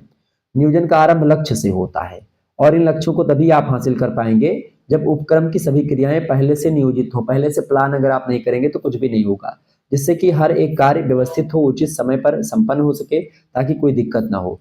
दूसरी बात, साधनों का सबसे उत्तम प्रयोग आप तभी कर पाएंगे, बेस्ट यूज ऑफ रिसोर्स आप तभी कर पाएंगे जब आपके पास मल्टी लेवल प्लानिंग होगी। ठीक है, बहुस्तरीय आपके पास नियम होगा, बहुस्तरीय जो है एक नियोजन होगा, एक प्लानिंग होगी। और तीसरी बात, तीसरी आवश्यकता निर्णय लेने की सुविधा होती है। निर्णय लेने में आप सुविधा एक प्रकार से होती है जब आप बहुस्तरीय नियोजन करते हैं। ठीक है, चौथी आवश्यकता है समन्वय और नियंत्रण के लिए भी जरूरी है ये। न्यूनतम लागत होती है, अगर आप पहले से कोई चीज प्लान करते हैं तो उसमें क्या होता है, आप ये जान पाते कि भाई कितना क्या चीज लगेगा, तो इस कारण से क्या होता है, न्यूनतम मिनिमम कॉस्ट में आपका मामला निपट जाता है। आपके मनोबल में वृद्धि होती है जब आप पहले से कोई चीज प्लान करते हैं। इसके अलावा अगर आप प्लानिंग से पढ़ते हैं तो आपका मनोबल जाहिर सी बात है बढ़ता है। तो परिवर्तनानुसार विकास भी होता है, चेंज डेवलपमेंट होता है, क्योंकि लचीली योजनाएं सदैव संगठन के लिए मान्य होती हैं।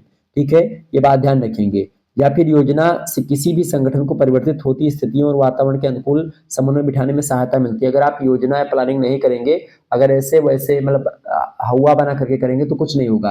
पहले आप एकदम से वेल प्लानिंग आपको करनी पड़ती है किसी भी चीज को करने के लिए। तो ऐसी स्थिति में भावी अनिश्चितता में कमी भी जो आती है, ताकि जो हमारी भविष्य की पीढ़ी है उसमें भी कोई चीज की कमी ना आए, इसके लिए भी जरूरी होता है। ठीक है, जो भावी आवश्यकताएं हैं उनकी पूर्ति हो सके, उनकी निश्चितता बनी रह सके, उनकी अनिश्चितता में कमी आती है, निश्चितता में बढ़ोतरी होती है प्रादेशिक नियोजन से या फिर बहुस्तरीय नियोजन से। ये बात ध्यान रखेंगे। बहुस्तरीय नियोजन के कई स्तर होते हैं, एक राष्ट्रीय स्तर, एक राज्य स्तर, एक जनपद या महानगर स्तर और एक विकास खंड स्तर, और एक होता है ग्राम पंचायत स्तर। ये 4-5 स्तर होते हैं खास करके बहुस्तरीय नियोजन के, बात ध्यान रखिएगा। आगे बढ़ते हैं और भी चीजों को जानने का प्रयास करते हैं। 10वां क्वेश्चन से, विकास के सूचक। विकास के सूचक कौन कौन से होते हैं भाई, फटाफट से आप बताने का प्रयास करेंगे।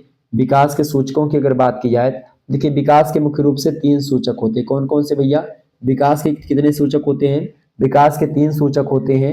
एक होता है आर्थिक सूचक, एक होता है आपका सामाजिक सूचक यानी सोशल इंडिकेटर्स, और एक होता है आपका तीसरा पर्यावरणीय सूचक यानी इन्वायरमेंटल इंडिकेटर्स। ठीक है, तो इकोनॉमिक इंडिकेटर्स यानी आर्थिक सूचक, सोशल इंडिकेटर्स या फिर सामाजिक सूचक, या पर्यावरणीय सूचक यानी कि इन्वायरमेंटल एक प्रकार से इंडिकेटर्स। तो आर्थिक सूचक में खास करके सकल घरेलू उत्पाद हो गया, राष्ट्रीय आय में वृद्धि हो गई, प्रति व्यक्ति उपभोग, प्रति व्यक्ति आय में वृद्धि, आर्थिक कल्याण, ये सब एक प्रकार से इस सूचक को ध्यान में रखते हैं।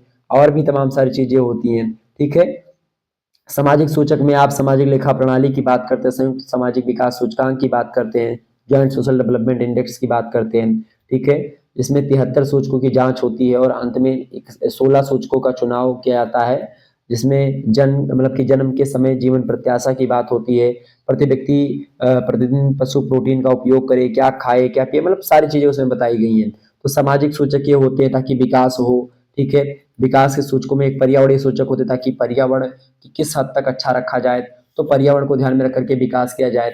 ये सब सूचक होते हैं ताकि एक प्रकार से पर्यावरण को हानि ना पहुंचे, समाज को हानि ना पहुंचे और आर्थिक तंत्र मजबूत रहे। तो ऐसी स्थिति में राष्ट्रीय आय में वृद्धि होगी तो आर्थिक सूचक मजबूत होगा, सकल घरेलू उत्पाद यानी जीडीपी में वृद्धि होगी तो फिर एक प्रकार से क्या होगा, तो सूचक मजबूत होगा और विकास अच्छे तरीके से होगा। विकास किसमें किसमें, आर्थिक क्षेत्र में होता है विकास, सामाजिक क्षेत्र में विकास होता है, और किस क्षेत्र में होता है भैया, पर्यावरणीय विकास होता है। तो ऐसी स्थिति में क्या होता है, इन चीजों में एक क्राइटेरिया होती है, एक लिमिट्स होती है, तो उन्हीं लिमिट्स की बात करता है सूचक। ठीक है, तो विकास के सूचक में 3 सूचक मुख्य रूप से होते हैं, आर्थिक, सामाजिक और पर्यावरणीय। ठीक है, आगे बढ़ते हैं, दीर्घ उत्तरीय मतलब लघु उत्तरीय प्रश्नों की बात करते हैं। देखिए खंड बा की अगर बात की जाए तो खंड बा से जो है लघु उत्तरीय प्रश्न आपकी परीक्षा में आने वाले हैं।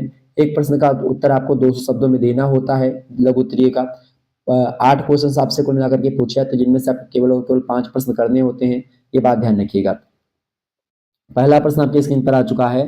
भारत में पंचवर्षीय योजनाओं के बारे में आप क्या समझते हैं, आप क्या जानते हैं? बताएं, पंचवर्षीय योजनाओं के बारे में आप क्या जानते हैं, फटाफट से आप बताएंगे। तो भारत में पंचवर्षीय योजनाओं की बात की जाए तो जब 1947 में अपना भारत देश आजाद होता है, उसके बाद में क्या हुआ, आर्थिक विकास के लिए समयबद्ध नियोजन का अनुभव किया गया कि भाई एक समय से फिक्स की 5 साल में या 4 साल में जो भी एक योजना आए और इस योजना के माध्यम से सारी चीजें बताई जाएं कि भाई क्या क्या करना चाहिए सरकार को, कैसे कैसे हमको आर्थिक विकास करना है, सामाजिक विकास करना है। क्योंकि स्वतंत्रता जब देश में प्राप्ति मतलब स्वतंत्रता मिली, उसके बाद में बहुत सारी अशिक्षा फैली थी, निर्धनता व्याप्त थी, ठीक है, और कम राष्ट्रीय और प्रति व्यक्ति आय था, आय और संपत्ति के वितरण में अधिक असमानता फैली हुई थी, बेरोजगारी थी, कृषि और औद्योगिक क्षेत्र का पिछड़ापन था, देश के बहुमुखी विकास जैसे कई देश में तमाम प्रकार की समस्याएं व्याप्त थी। तो ऐसी स्थिति को ध्यान में रख करके पंचवर्षीय योजनाओं को चलाया गया। पंचवर्षीय योजना एक प्रकार से समयबद्ध नियोजन है एक, ठीक है, आर्थिक विकास के लिए।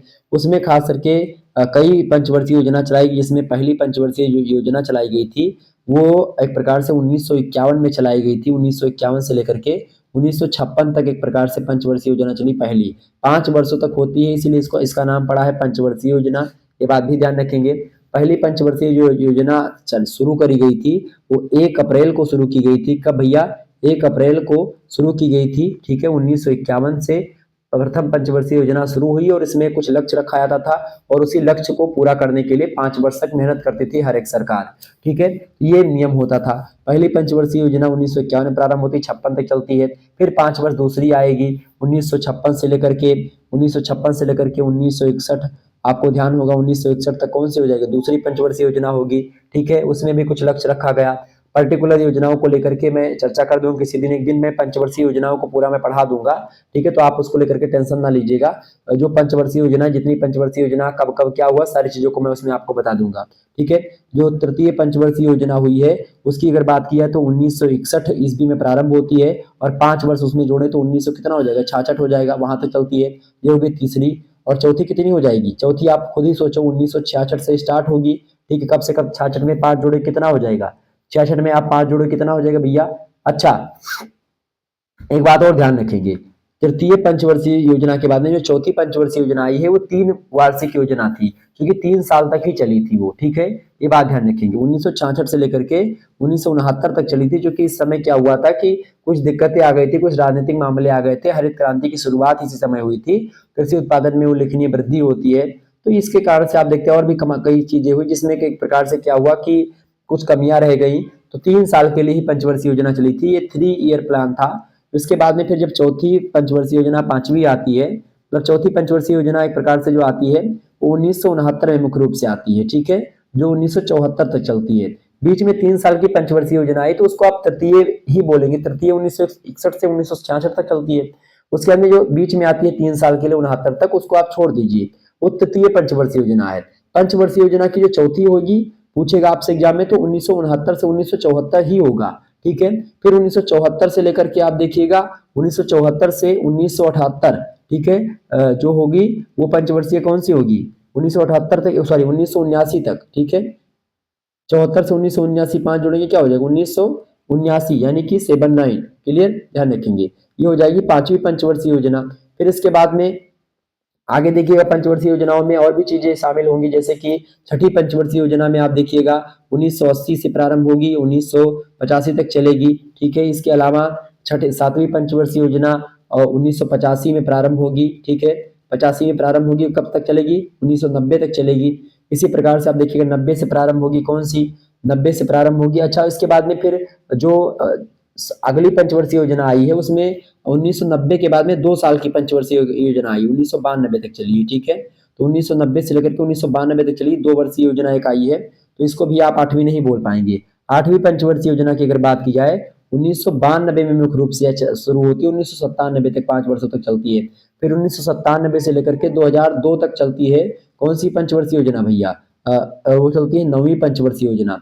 10वीं पंचवर्षीय योजना की अगर बात करें, 10वीं पंचवर्षीय जो योजना है 2002 से प्रारंभ होती है और 2007 तक चलती है, ठीक है। ध्यान रखेंगे ये बात, 2007 तक 10वीं पंचवर्षीय योजना। 11वीं पंचवर्षीय योजना 2007 से लेकर के 2012 तक जो है ये चलती 11वीं पंचवर्षीय योजना। इसके बाद में आती है 12वीं पंचवर्षीय योजना। 2012 से लेकर के और 2017 तक जो पंचवर्षीय योजना रही है वो रही है भैया 12वीं पंचवर्षीय योजना। और इसी समय आपको बता दूं कि 17 या 14 से ही आप देखते हैं ये पंचवर्षीय योजना जो थी, योजना आयोग को नीति आयोग कर दिया गया था, तो उसको भी हम समझेंगे। ये थी पंचवर्षीय योजना जो चलाई गई थी। क्लियर, ये बात ध्यान रखेंगे। दूसरा प्रश्न आप देखिएगा, सतत विकास के लिए जोहान्सबर्ग योजना की कार्यान्वयन पर किन बातों पर बल दिया गया। अच्छा, जो बातें मैं मतलब बता रहा हूँ जरूरी नहीं है कि ये सारी की सारी बातें जो है आपको लिख देनी है, ठीक है। जो भी बातें आपको याद रह जाती हैं एग्जाम तक, वही बातों को आपको लिखना है। सारी बातों को आपको लिखने की कोई जरूरत नहीं होती। जो भी बातें आपके दिमाग में फंसेंगी उन बातों को भी लिख देंगे तो आपको नंबर मिल जाएगा। क्लियर, ये बात ध्यान रखेंगे। प्रश्न आपसे क्या पूछा गया भाई, प्रश्न आपसे पूछा गया सतत विकास के लिए जोहान्सबर्ग योजना के कार्यान्वयन पर किन बातों पर खास करके बल दिया गया था, किन बातों पर ध्यान दिया गया था, वो चीजें थोड़ा सा ध्यान रखेंगे। बताएं उसमें किन किन बातों पर ध्यान रखा गया था, बताने का प्रयास करेंगे। 200 शब्दों में आपसे प्रश्न पूछा गया है। प्रश्न क्या है भैया, प्रश्न क्या है, सतत विकास का जो लक्ष्य रखा गया था कहाँ पर, तब कार्यान्वयन पर किन किन बातों पर बल दिया गया था जोहान्सबर्ग में, जो सतत विकास को लेकर के कार्यान्वयन किया गया था सतत विकास का, ठीक है। उसमें अगर बात की जाए तो उसमें कई मुद्दों पर फोकस किया गया था। सबसे पहला उसमें मुद्दा था बायोमास और ऊर्जा का सतत प्रयोग किया जाएगा। दूसरी बात, विशेषकर विकसित देशों में उपभोग और उत्पादन के अस्थायी प्रतिरूपों में परिवर्तन किया जाएगा। तीसरी बात, इस बात पर बल दिया गया था कि अधिक स्वच्छ उत्पादन और पर्यावरण दक्षता की तरफ बढ़ना। चौथी बात पर जो बल दिया गया वो बात थी निजी कंपनियों और प्राधिकरणों को शामिल करना। पांचवी बात, केंद्रीय क्षेत्रों में परिवहन अपशिष्ट और रासायनिक सम्मिलित करना। छठी बात पर जो बल दिया गया था वो थी कि आर्थिक और सामाजिक विकास के प्राकृतिक संसाधन आधार का संरक्षण और प्रबंधन करना। सातवीं बात जो थी जिस पर बल दिया गया था वो बात थी कि पर्यावरणीय हानि के प्रतिकूल प्रभाव का सामना करने के लिए स्वास्थ्य क्षेत्र की बुनियादी संरचना में सुधार करना। आठवीं बात जो थी उस पर बल दिया गया था वैश्वीकरण के संसार में अर्थव्यवस्थाओं और समाजों का समाकलन करना। इसके अलावा जो छोटे छोटे द्वीप हैं उनको विकसित करने वाले राज्यों को प्रौद्योगिकी क्षमता निर्माण और तटीय जैव विविधता में मदद देनी चाहिए लोगों को। इसके अलावा मतलब देश को, जो बड़े बड़े देश हैं उनको देनी चाहिए। अफ्रीका और लैटिन अमेरिका में क्षेत्रीय प्रवास किया जाए। इसके अलावा कार्यान्वयन, 11वीं बात कही गई कि कार्यान्वयन व संस्थागत संरचना के उन्नयन के साधनों पर भी बल दिया गया इन बातों पर। तो ये सब कई चीजें थी। सतत विकास का एक घटक पर्यावरणीय संरक्षण है जो कि आर्थिक विकास और सामाजिक असमानताओं के प्रतिकूल प्रभावों के कारण से बिगड़ रहा है। और तीन घटक परस्पर व्याप्त हैं क्योंकि ये घनिष्ठ रूप से संबंधित हैं और हमारे जीवन को भी प्रभावित करते हैं, पर्यावरण वगैरह। इसीलिए इसको, चूंकि कोयला, पेट्रोलियम और प्राकृतिक गैस, ये तीन हमारे लिए बहुत उपयोगी है और इन्हीं को ध्यान में रख करके ये विकास मतलब की जोहान्सबर्ग योजना के अंतर्गत किया गया था। ये बात आप ध्यान रखेंगे। आगे बढ़ते हैं। तीसरा प्रश्न आपकी स्क्रीन पर आ चुका है, विकास को प्रभावित करने वाले कारकों को बताइए। बताइए भाई, विकास को प्रभावित करने वाले कारक कौन कौन से, फटाफट से आप बताने का प्रयास करेंगे। तो विकास को प्रभावित करने वाले कई सारे कारक हैं, ये बात ध्यान रखेंगे। आइए चर्चा करते हैं उन कारकों के बारे में। विकास को प्रभावित करने वाले कौन कौन से कारक हैं, ठीक है। तो विकास को कई कारक प्रभावित करते हैं, ठीक है। जैसे पहला कारक है उसमें प्राकृतिक संसाधन। प्राकृतिक संसाधन जो, जैसे कि प्राकृतिक संसाधनों में आपका हो गया भूमि, खनिज पदार्थ, वन संपदा, जल संपदा, वर्षा, जलवायु, मिट्टी, ये सब मिट्टी की संरचना, भौगोलिक स्थिति, ये सब प्राकृतिक साधन है और देश के आर्थिक विकास में महत्वपूर्ण भूमिका निभाते हैं। तो विकास को प्रभावित करने में प्राकृतिक संसाधन जहां पर जितने ज्यादा होंगे वहां पर उनका विकास ज्यादा होगा। दूसरी बात, पूंजी निर्माण, कैपिटल फॉर्मेशन, ये भी बड़ी उपयोगी चीज है क्योंकि पूंजी निर्माण किसी भी देश के विकास की मुख्य कुंजी है।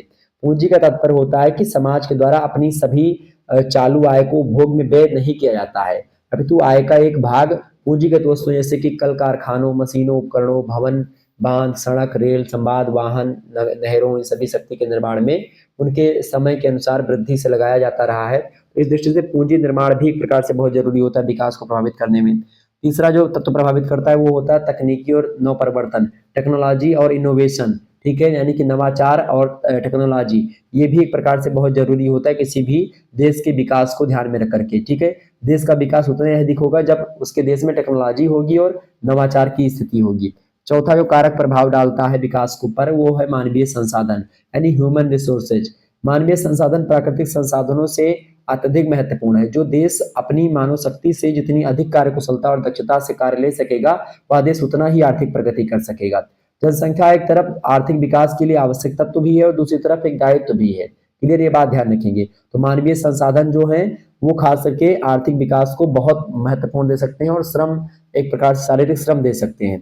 पांचवी बात, संगठन और उद्यमशीलता यानी ऑर्गेनाइजेशन एंड इंटरप्रिटेशन इंटरप्रेन्योरशिप जो होती है वो सब एक प्रकार से विकास को प्रभावित करती हैं।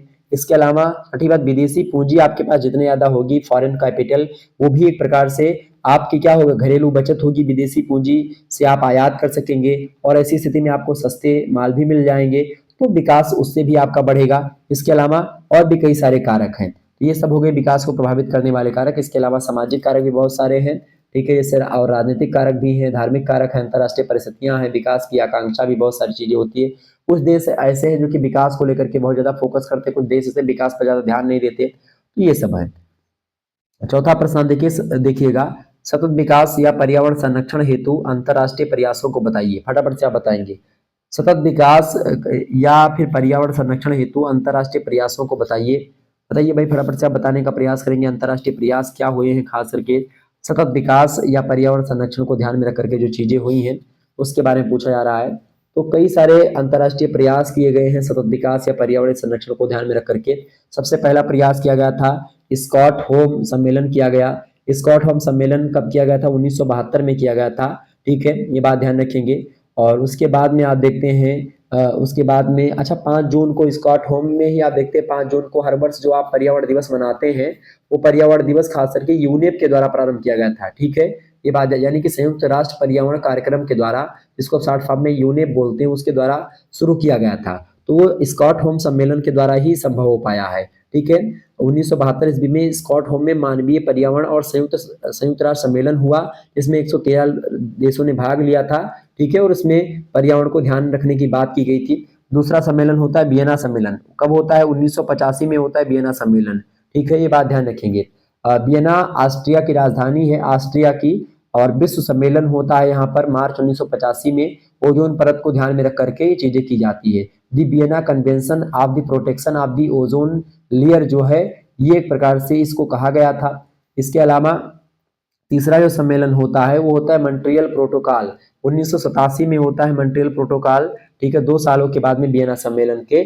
और मॉन्ट्रियल प्रोटोकॉल जो है ये ओजोन परत के क्षरण से उत्पन्न समस्या का हल निकालने के लिए किया गया था कनाडा के मॉन्ट्रियल शहर में। कनाडा में पड़ता है मॉन्ट्रियल शहर, वहीं पर किया गया था मॉन्ट्रियल प्रोटोकॉल। तो ये भी काम किए गए, 41 देशों ने इसमें भाग लिया था, ये बात ध्यान रखेंगे, ओके।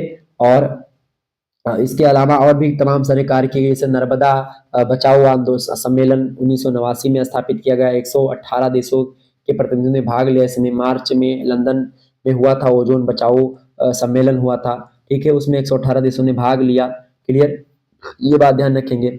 पृथ्वी शिखर सम्मेलन हुआ 1992 में, ठीक है, ये भी एक समय, मतलब पृथ्वी सम्मेलन जो हुआ, पृथ्वी शिखर सम्मेलन 1992 में हुआ था। कहाँ पर हुआ था भैया?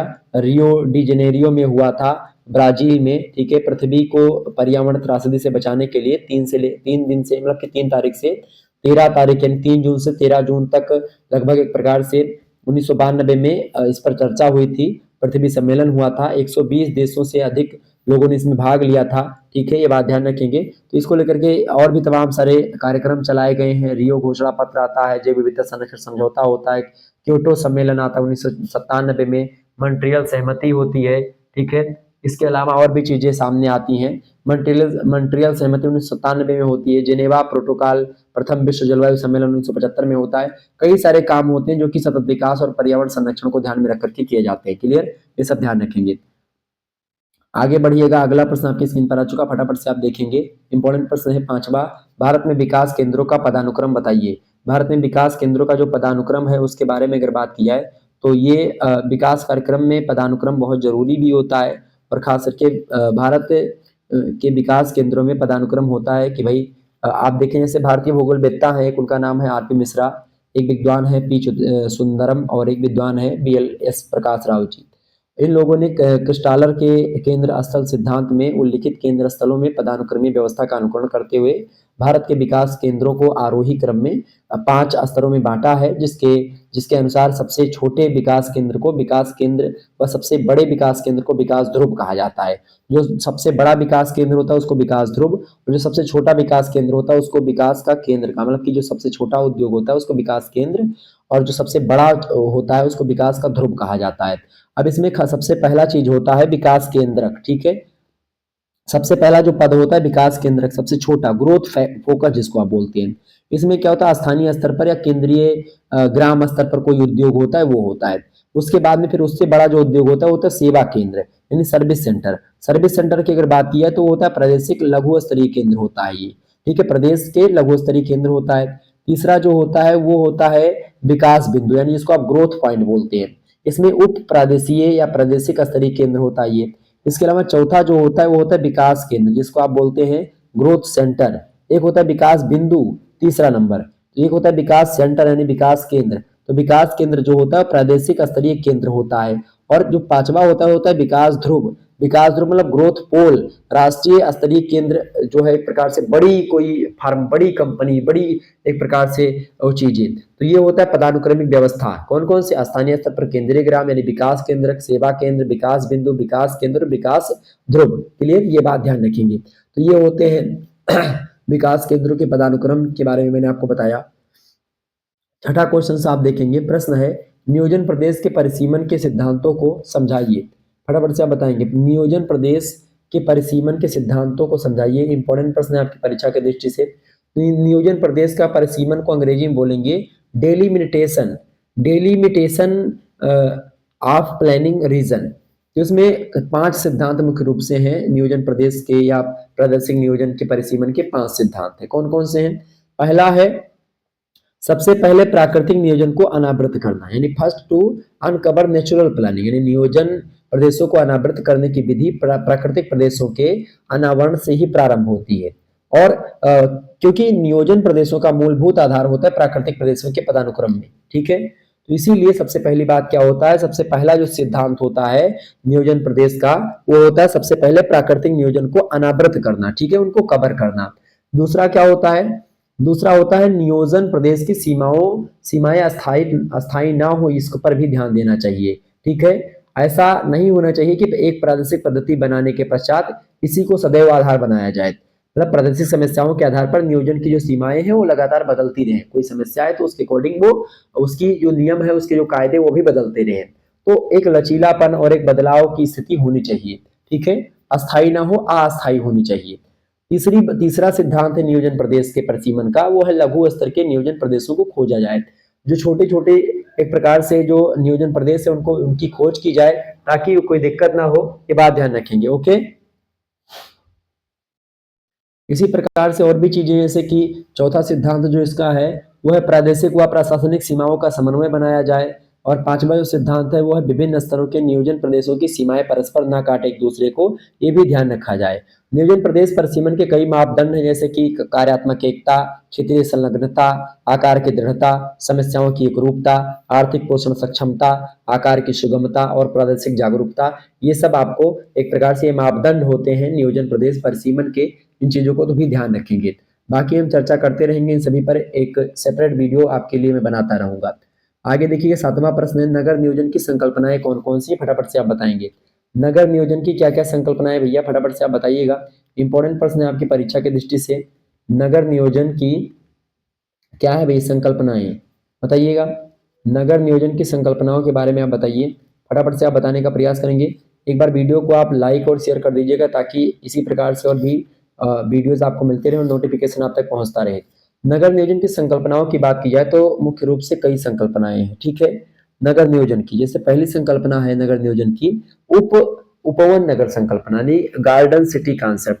गार्डन सिटी कॉन्सेप्ट की बात की जाए तो इसका जन्मदाता ब्रिटिश नगर नियोजक, उनका नाम है एबेनेजर होबार्ड, उन्होंने किया था। लंदन में रहते हुए उन्होंने कई प्रकार की नगरीय समस्याओं को देखा, जाना, महसूस किया और उसके बाद में नगरीय जीवन को अवनत करने वाली एक प्रकार से और भी चीजों को जो मतलब उन्होंने सीखा, जाना, जो समस्याओं से उन्होंने गुजरा, उसी समस्या को ध्यान में रख करके उन्होंने उपवन नगर की कल्पना करी। एक ऐसे नगर की बात कही उन्होंने, एक प्रकार से 1903 ईस्वी में उन्होंने लंदन में किया था, जिसमें लगभग नगर से करीब 56 किलोमीटर दूर एक लिसबर्थ नगर था उसी के रूप में एक प्रकार से एक उन्होंने समस्या मतलब ताकि जो नगरीय समस्याएं थी उनसे हट करके चीजों को किया। ठीक है, ये बात ध्यान रखेंगे। उन्होंने क्या किया, उन्होंने कहा कि भाई नगरों में बड़ी समस्याएं होती हैं और इसलिए नगर नियोजन की दृष्टि में एक प्रकार से उसमें जो नगरों की समस्याएं हैं, चाहे वो कई प्रकार की समस्याएं, तो उनको एक प्रकार से खत्म करने के लिए वो लंदन से करीब एक प्रकार 56 किलोमीटर दूर पर एक नगर बसाते हैं। फिर इसके बाद में और भी चीजों को उन्होंने किया। इंग्लैंड में लंदन से करीब 32 किलोमीटर दूरी पर एक उपवन नगर बेल्बिन बसाया। 1920 ईस्वी में बेल्बिन की स्थापना की। प्रथम विश्व युद्ध के बाद में कई देशों में उपवन नगर की संकल्पना को राष्ट्रीय आवास नीति में शामिल कर लिया गया। खास करके संयुक्त राज्य अमेरिका में भी उपवन नगर कई सारे बनाए गए। दक्षिण अफ्रीका में, जर्मनी में, कनाडा, नीदरलैंड, फ्रांस, इन सभी में, भारत में भी यहाँ तक कि बनाए गए उपवन नगर की संकल्पना की गई। उपवन नगर में पार्क, वृक्ष और हरियाली इन सभी से युक्त होने के कारण से जो है एक तो सबसे पहली बात पर्यावरण प्रदूषण कम होगा। इस चीजों को ध्यान में रख करके किया गया है। और मलिन बस्तियां क्योंकि शहरों में ज्यादा होती हैं, बहुत ज्यादा दिक्कतें होती हैं, प्रदूषण बहुत ज्यादा होता है, उन्हीं सभी चीजों से एक प्रकार से उन सभी समस्याओं से उबरने के लिए उपवन नगर की संकल्पना की गई। दूसरी नगर है नए नगर की संकल्पना, न्यू टाउन कॉन्सेप्ट। और न्यू टाउन संकल्प जो है या जो कॉन्सेप्ट है वो किसी स्थान पर नए नगर के सुनियोजित विकास से होता है। ठीक है, जैसे कि कहीं पर भी नया नगर बसाया जाए या कोई गांव हो तो उसको नगर में कन्वर्ट किया जाए, वो होता है नवीन नगर। तीसरा जो नगर होता है या कॉन्सेप्ट संकल्पना होती है वो है नगरीय नवीनीकरण की संकल्पना, अर्बन रेन्यूअल कॉन्सेप्ट। मतलब एक प्रकार से जो नगर हैं उन्हीं नगरों को दोबारा से अच्छा कर दिया जाए, पुनरुद्धार कर दिया जाए, उनका परिमार्जन कर दिया जाए। मतलब उनको एक प्रकार से उनमें जो कमियां हैं या फिर जो भी चीजें हैं उसके नियोजन में जो कमियां हैं उन कमियों को दूर कर दिया जाए। ठीक है, नगरीय संरक्षण दे करके, नगर को नवा बना करके, नया बना करके, नगरीय पुनर्विकास कर करके, कुल मिलाकर के नगर को नया बना दिया जाए। मरम्मत, जैसे रोड एक बार टूट जाता तो फिर से दोबारा से उस पर लेयर चढ़ा दी जाती है, ताकि नई रोड बनाई जाती है, तो उसी तरीके से मरम्मत करवा देना। चौथा जो नगर होता है संकल्पना वो है मास्टर प्लान संकल्पना। किसी वर्तमान नगर के सुधार या नव निर्माण हेतु आगामी आवश्यकताओं को ध्यान में रख करके बनाई गई जो विस्तृत व्यापक योजना होती है उसी को मास्टर प्लान बोलते हैं। सभी व्यवस्थाओं को ध्यान में रख करके एक नए प्रकार की रूपरेखा तैयार करना उसको मास्टर प्लान बोला जाता है। मास्टर प्लान एक बहुउद्देशीय योजना होती है जिसका उद्देश्य नगर को स्वच्छ करना, सुंदर बनाना, प्रदूषण रहित बनाना और रहने के योग्य बनाना होता है। ये चार प्रकार की एक प्रकार से नगर नियोजन की संकल्पनाएं हैं जो मैंने आपको बताई। कौन कौन सी? मास्टर प्लान संकल्पना, नगरीय नवीनीकरण संकल्पना और नए नगर की संकल्पना और उपवन नगर संकल्पना। ठीक है, आगे बढ़ते हैं। आठवां प्रश्न है प्रादेशिक नियोजन के उद्देश्य बताइए। प्रादेशिक नियोजन का क्या उद्देश्य होता है भाई, फटाफट से आप बताएंगे। प्रादेशिक नियोजन के उद्देश्य की अगर बात की तो इसके भी कई उद्देश्य होते हैं।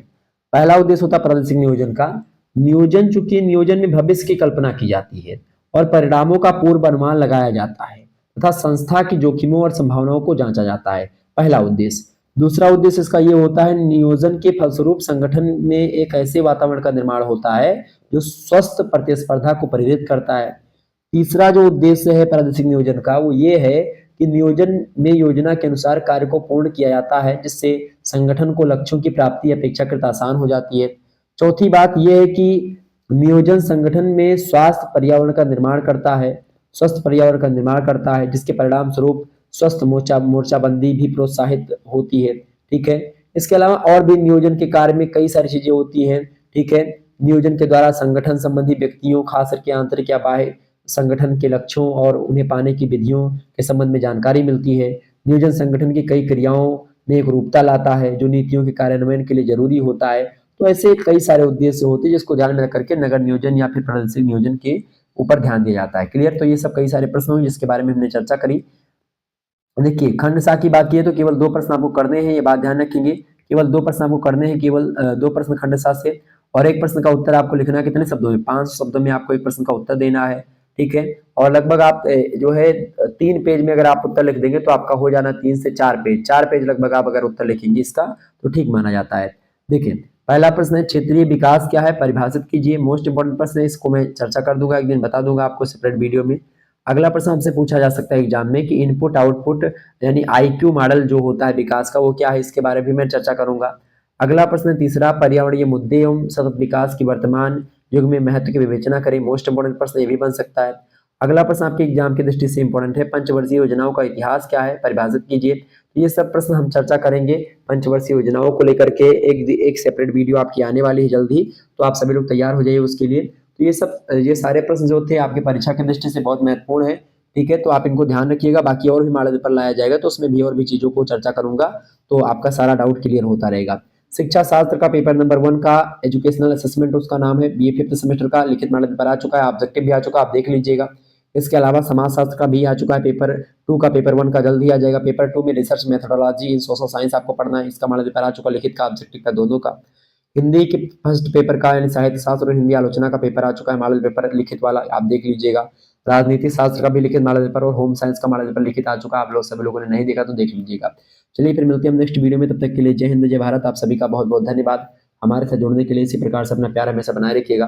Good night, all of you, बहुत बहुत धन्यवाद। वीडियो को लाइक और चैनल को सब्सक्राइब कर दीजिएगा। तो आज आप लोगों ने इस वीडियो के माध्यम से क्या देखा भाई, आज आप लोगों ने इस वीडियो के माध्यम से जियोग्राफी पेपर 1 प्रादेशिक भूगोल के मॉडल पेपर को समझा। ठीक है, धन्यवाद। मिलते हैं नेक्स्ट वीडियो में। Good night, all of you, बहुत बहुत धन्यवाद।